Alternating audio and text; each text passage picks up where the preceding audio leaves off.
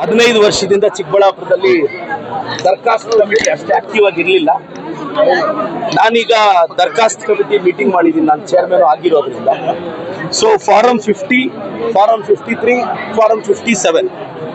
Form 50 ಅಂದ್ರೆ ಏನು ಅಂದ್ರೆ, ಯಾಕೆಂದ್ರೆ ಕೆಲವರು ಈ ಜನರೇಷನ್ ಹುಡುಗರಿಗೆ ಅದು ಐಡಿಯಾ ಇರಲ್ಲ. ಫಾರಂ 50 ಅಂದ್ರೆ ಇದು 1990ರಲ್ಲಿ ಬರುತ್ತೆ.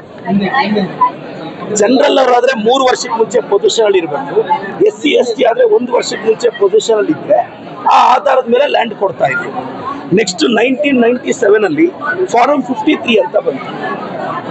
53 ಬಂದಿದ್ದು 97 ಅಲ್ಲಿ. ಅಲ್ಲೂ ಜನರಲ್ ಅವರು 3 ವರ್ಷ, SC ST 1 ವರ್ಷ ಇದ್ರೆ ಲ್ಯಾಂಡ್ ಕೊಡ್ಬೋದಾಗಿತ್ತು. ನೆಕ್ಸ್ಟ್ 2005 ಅಲ್ಲಿ ಫಾರಂ 57 ಅಂತ ಬಂತು. ಇವಾಗ ನಾವು ಫಸ್ಟ್ ಫಾರಂ 53 ಕ್ಲಿಯರ್ ಮಾಡಿ 57 ಕ್ಲಿಯರ್ ಮಾಡಬೇಕು.